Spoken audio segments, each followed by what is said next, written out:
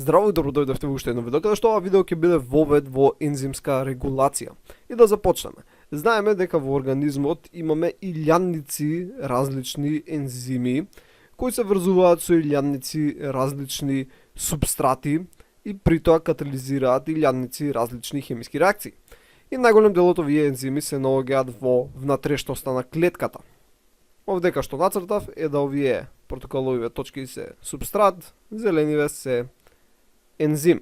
И сега знаеме исто така дека за да се случи катализирање на катализираната хемиска реакција, треба ензимот да се поврзе со субстратот на соодветен начин. Значи даден ензим треба да се најде со соодветниот субстрат, да се сретнат на соодветен начин, така што ќе се катализира соодветната реакција. Но ова не е целосната слика. Односно, ако речеме само дека вака ензимите си се на некој си начин униформно распределени низ целиот волумен на клетката и дека субстратов е исто така релативно униформно распределен низ целиот волумен на клетката, во тој случај ти не би можел да добиеш никаква значајна насочена функционалност. Што мислам со тоа? Да речеме дека ја сакам да мрднам раката, така е, се цртам линија нагоре надоле. За цел тоа да се случи, треба милиони клетки униформно да се организираат и да активираат одредени ензими во специфичен редослед, во специфично време, на специфична локација, со цел ја да можам да мрднам ракава. Значи треба една клетка, па да се прати сигнал до друга клетка и при тоа имаме различни сигнални патишта, така кои се случуваат, истовремено и други патишта се активираат, така што понатаму ќе се пренесе сигналот на друга клетка до друг рецептор и сето тоа ќе се случи за многу краток временски период. Исто така, клетката зависи од сите овие метаболички патишта за енергија, добивање, за правење на различни структури и така натаму. Така што ако тие беа оставени на случајност, така значи субстратов да си се сретне со ензимот, случајно, во тој случај не би можело ништо да се случи. Овој параграф искочи некако како рима, но не е битно. Значи, не може само да оставиме на процес, на случајност, односно на рандомнес, за да имаме функционалност. Мораме да имаме регулација на ензимите со цел, нели, да можеме да имаме некаква значајна функционалност, за да може всушност да бидеме живи, а не да бидеме само една вреќа на ензими во кои се случуваат рандом реакции. И сега само онака ќе ги спомнеме различните начини на кои всушност може да се регулира ензимската активност и да се насочи кон одредена цел. Пред малку направив една предпоставка дека ензимите се униформно распределени низ целиот волумен на клетката, што не е точно. Ензимите се наоѓаат на специфични локации. Односно, ако нацртаме овдека една клетка, имаме јадро, во ред имаме ендоплазматичен ретикулум, така имаме Голџиев апарат, така ќе направиме тука, имаме митохондри, во ред имаме многу други органели, кои не ни се сега од интерес. Поентата е, ензимите се наоѓаат на специфични локации во различни органели, прикачени околу различни протеини, главно на површините на мембраните. Значи, на пример, можеш да имаш ензими кои се овдека вака, ќе зумираме за да се види поубаво. Значи, можеш да имаш ензими кои се овде вака, концентрирани, или тука вака, околу дадени отвори, канали, рецептори. Например, тука имаш одреден рецептор на оваа клетка и при тоа голем дел од ензимите се наоѓаат околу интрацелуларниот дел на рецепторот. Имаме голем дел од ензими кои се наоѓаат и во јадрото, например околу порите, така влезовите јадрото, околу крајот на мембраната, има некои кои се прекачени на одредени делови од ДНА. Во ред, нормално постојат и ензими кои се наоѓаат во цитоплазмата кои се релативно униформно распределени, така пловат на секаде, но тие имаат некои најчесто генерални функции, така некои општи функции кои не се од толку многу голема значајност. Имаме некои кои се во цитоплазмата, а се од значајност, но тие пак се организирани во некои поголеми мултиензимски комплекси. Во ред, значи најголем дел од ензимите се наоѓаат во дадени компартмани. Например, имаме ензими кои се наоѓаат на внатрешната мембрана од митохондријата, кои се одговорни во во клеточно дишење, односно во оксидативна фосфорилација. Добиваме АТП. Имаме таму еден цел синџир, каде што имаме транспорт на електрони, имаме различни протеини, различни ензими, кои се наоѓаат на специфична локација. Значи, повторувам, најголем дел од ензимите се наоѓаат концентрирани во дадени компартмани или локации, најчесто прикачени на одредени протеини на различни мембрани од различни органели. Така, например, и тука имаш некој протеин, со портокалова боја што го бележам, и околу него имаме различни ензими, тука имаш некој протеин, и околу него имаме различни ензими. Во ред, иако има некои кои се наоѓаат нели униформно низ цитоплазмата, но најчесто немаат некои многу значајни функции. Сега, друго нешто што е битно, освен да ензимиве се наоѓаат на одредена локација, тие исто така треба да бидат подредени во одреден редослед. Што мислам со тоа? Да речеме дека имаме одреден метаболички пат, каде што имаме молекула А, преминува во молекула Б, преминува во молекула С, преминува во молекула Д, преминува во молекула Е. Каде што секој од овие чекори е катализиран од различен ензим. Ензим 1, ензим 2, ензим 3 и ензим 4. Сега, многу би било глупо ако ензимов 1 ти се наоѓа на оваа дека локација, ензимов 2 ти се наоѓа на оваа дека локација. Значи тоа правично нема смисла. Тие би биле толку далеку, така што молекулата А, која ќе премине во Б, ќе треба да патува доста долго време пред да стигне за да се добие С. Ова може да функционира и вака, но особено може да функционира само ако имаме големи концентрации на дадениот субстрат. Обично ако имаме многу мали концентрации на дадениот субстрат, ова е скоро неизводливо. Сега, поради тоа, овие ензими, ензим 1, ензим 2 и ензим 3, треба сите да се наоѓаат на релативно исто место. Освен тоа, тие, како што реков, треба да бидат подредени на специфичен начин. Да речеме дека се наредени на овој начин. Ензим 1, па иде, не знам, некој ензим 60, кој не ни е од интерес, тој си е за некој друг метаболички пат. Ензим 40, па иде дека ензим 3, така, ензим 10, и ќе оставиме сега ензим 2, па ензим 12 и ензим 4. Вред. И сега ако започнеме, било следниот начин. А, така ќе иде кај ензим 1, па од ензим 1 треба да иде до ензим 2, па од ензим 2, нели, ќе се добие Б, па Б треба да иде до ензим 3, ќе се добие С, па С треба да иде до ензим 4, или некој да нутнав. Аха, овдека ќе се добиеше всушност, ај ќе се навратиме, кратко само, се добие Б, Б ќе отидеше до ензим 2, ќе се добиеше С, С ќе отидеше до ензим 3, ќе се добиеше Д, па Д ќе отидеше до ензим 4, ќе се добиеше Е. Во ред, и гледате малце така шета ова. Ја нормално ги ставив стрелките од двете страни за изгледа малце по-конфузно, но главната поента останува иста. Ево, субстратот ќе треба многу долго да патува лево-десно пред да стигне до соодветниот ензим. Иако се релативно близу, бидејќи се локализирани во релативно блиска средина. Многу е по-добро ако ензимиве би ги наредиле релативно да бидат подредени еден по друг. Тие кои не се потребни за дадениот пат. Да речеме дека беа подредени ензим 1, ензим 2, ензим 3 и ензим 4, а тука беа некои други ензими за некој друг метаболички пат кој не ни е од интерес. Во овој случај, така субстратот А доаѓа, се добива Б, се добива С, се добива Д, се добива Е.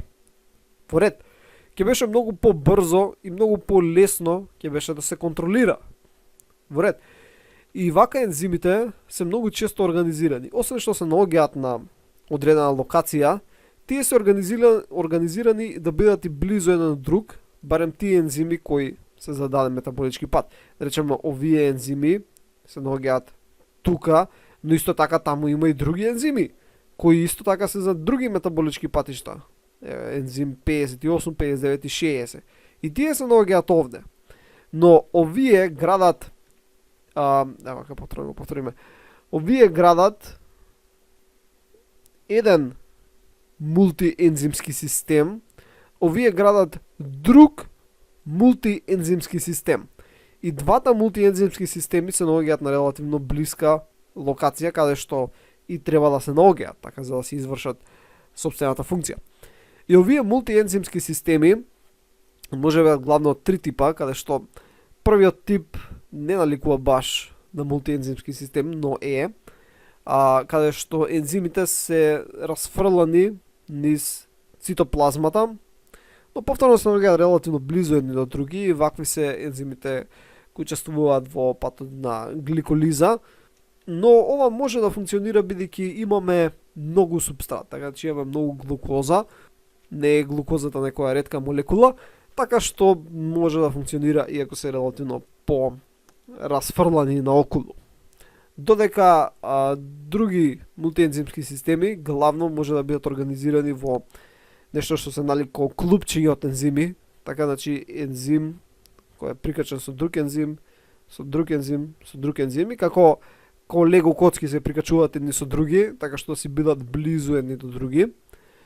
Имаме мултиензимски системи кои што се прикачени на мембрана и следат едни по други или пак се инкорпорирани во мембрана. Да речеме дека ќе направиме една мембрана, вака ќе направиме, или нека биде вака за да не биде конфузно, каде што ензимите се прикачени еден ензим, друг ензим, трет ензим, четврти ензим, релативно поред. И ова е највисокиот вид на организација на овие мултиензимски системи, каде што се подредени еден по друг во мембрана или на мембрана. И вакви се ензимите во респираторниот синџир кај внатрешна мембрана митохондриите кои учествуваат во клеточно дишење, така при процес на оксидативна фосфорилација, односно се добива енергијата од овој респираторниот синџир ќе биде искористена за добивање на АТП преку оксидативна фосфорилација. Значи има многу битни тука работи, односно овие мултиензимски системи се многу битни, ќе ги разгледаме малце подетално во наредните видеа, ова сепак е воведно видео. И овие мултиензимски системи можат да бидат самите по себе пак регулирани на неколку начини. Главно е преку алостерична регулација, што е всушност преку еден вид на негативен фидбек механизам. И како би изгледало тоа? Да речеме дека ќе го упростиме ова, наместо да биде толку долг метаболички пат, ќе речеме дека имаме само А кој преминува во Б. Вред колку за упростување, и ова е посредувано од страна на некој ензим X. Не е битно. Сега, самиот ензим има место на кое може да се поврзе продуктот. Во овој случај продуктот е Б. Океј, значи продуктов може да се поврзе на некое си место на самиот ензим. И при тоа ако се поврзе, го инхибира. Океј, значи ја намалува неговата активност. И да видиме што ќе се случи. Започнуваме со многу А, така, а без Б. Така, значи ниско Б, односно нема. И при тоа ќе се одвива оваа реакција и ќе почне да се создава Б. Така и сега имаме многу Б. Ако имаме многу Б, во тој случај Б ќе почне да се врзува со ензимот, така што ќе го инхибира. Океј, и сега ензимов не работи. Тоа значи оваа реакција прекинува, не се одвива. И ако тоа се случи, нема да имаме зголемување на Б и Б ќе си се потроши понатаму за некоја друга реакција. Така, значи ќе иде некаде до С или нешто што и да е. И со тек на време ќе се намали количината на Б. Кога ќе се намали количината на Б, веќе нема да имаме оваа инхибиција, него ензимот повторно ќе си се активира. Ако се активира повторно ќе се одвива оваа реакција и повторно ќе имаме зголемување на Б, кој ќе се зголеми Б, повторно ќе го инхибира и така натаму. Гледате, ова постојано ќе се врти еден ист циклус, каде што продуктот го регулира ензимот од тој пат. И кога имаме повеќе ензими за еден даден метаболички пат, најчесто првиот ензим од тој пат е регулаторниот, односно алостеричниот ензим, каде што продуктот, во овој случај тоа е молекулата Е, го инхибира активноста на првиот ензим. Океј, и поради тоа целиот метаболички пат прекинува, не се прават сите меѓупродукти, бидејќи тоа ќе биде трошење на материјал. Едноставно се користи Е, се додека го има, кога ќе го се искористи Е, повторно ќе се активира метаболичкиот пат и повторно ќе се создаде Е. И така натаму, и така натаму. Значи тоа е алостеричната регулација, која ќе разгледаме подетално во некое наредно видео. Нормално, активноста на ензимите може да се промени и преку дејство на различни инхибиторни супстанции, кои може би се создадени од страна на клетката или пак се од некој надворешен од другде дојдени, од некоја друга клетка, но исто како што сега како што спомнав, инхибиторите може да влијаат врз ензимската активација, исто така и активатори. Например, имаш одредени ензими кои сега не треба да се активни, ги инхибираш, но после некое време, например, сега треба да се активни, така што ќе ги активираш. И тоа е еден начин на ензимска регулација која се случува внатре во клетката. Ќе разгледаме понатаму, ќе имаме и дејство на кооперативност, тоа е главно на ниво на еден ензим кој има повеќе субединици, ковалентна модулација и така натаму.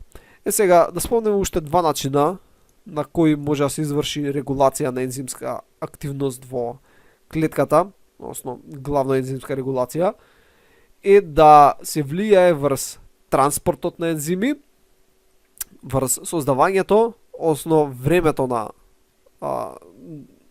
создавање на ензими и времето на транспорт. Што мислам со тоа? Да речеме дека имаш одреден ензим кој се создава, и да речеме дека тоа е ова виолетово, или ќе земеме со розеа боја помогува се гледа. Ензимот главно може да се создаде дали во цитоплазмата или пак во ендоплазматичниот ретикулум. Како и да е, да речеме дека овој розев ензим потребно е да стигне кај овој розев протеин. Вред. Сега тој може би случајно, као што си шета, ќе стигне до таму и ќе се прикачуваат они налик лего коцки, кој комплементарно ќе се прикачи тука и ќе остане. Вред. Но за тоа да се случи треба време. Така што многу е поефикасно некако да можеме да го транспортираме овој ензим до неговата соодветна локација. Океј. Сега, транспортот на ензими е посредуван од страна на други протеини.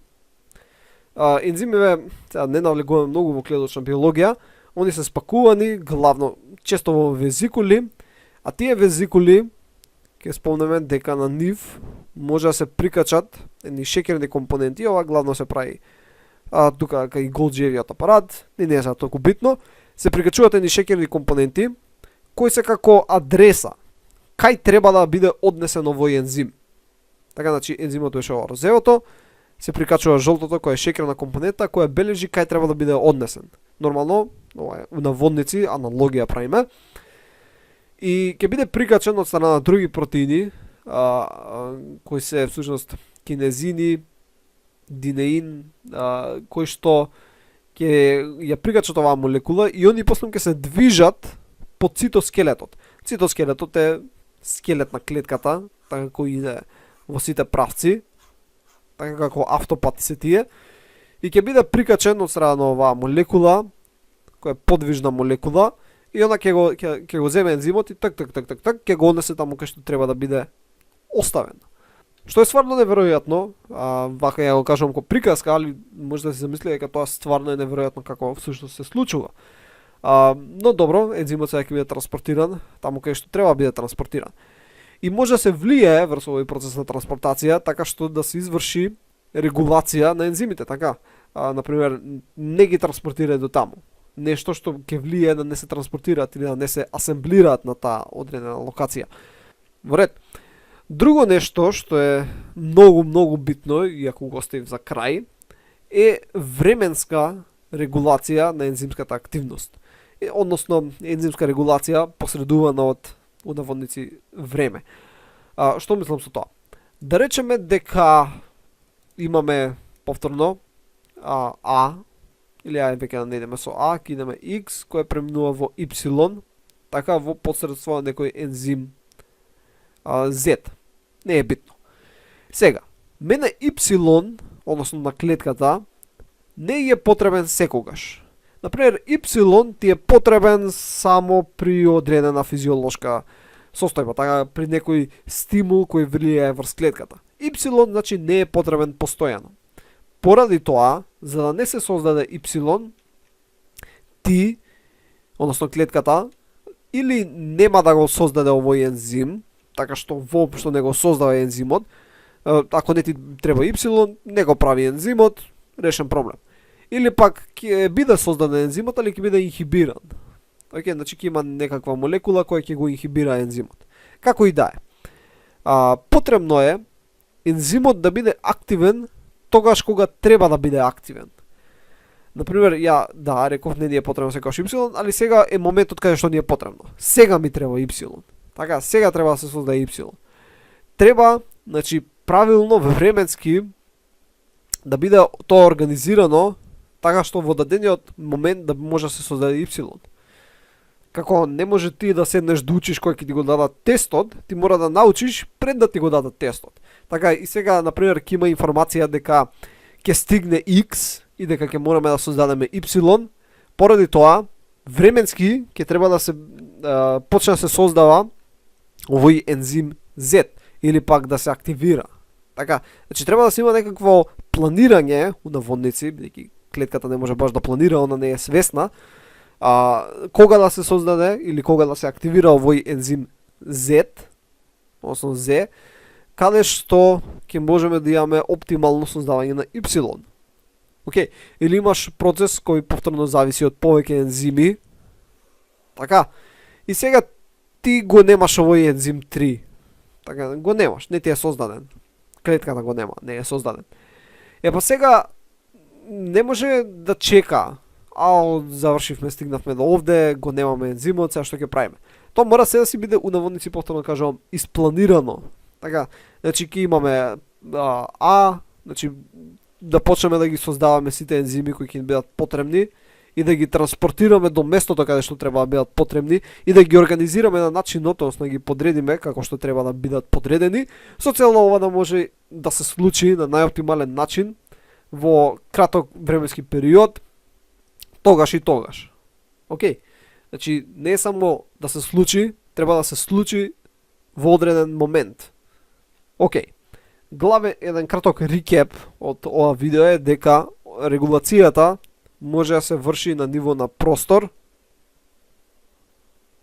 и на ниво на време.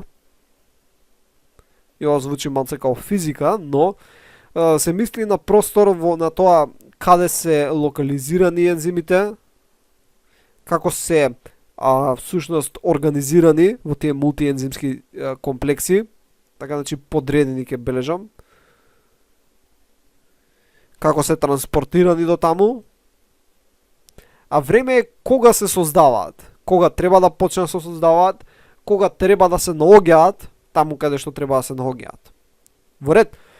И во наредните неколку видеа ќе видиме малце подетално во некои од овие начини на регулација.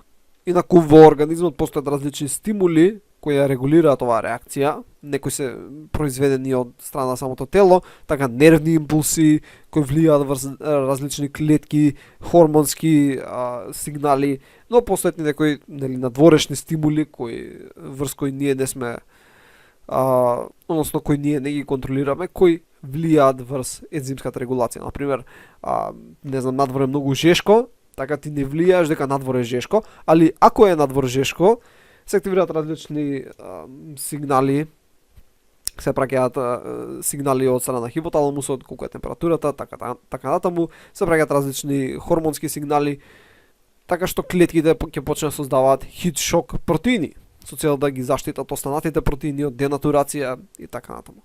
Океј, тоа беше главно се за ова видео, се надам дека научивте нешто ново, беше повторно да напоменам некој вовед во ензимска регулација и ќе се видиме во наредното видео. Довидување.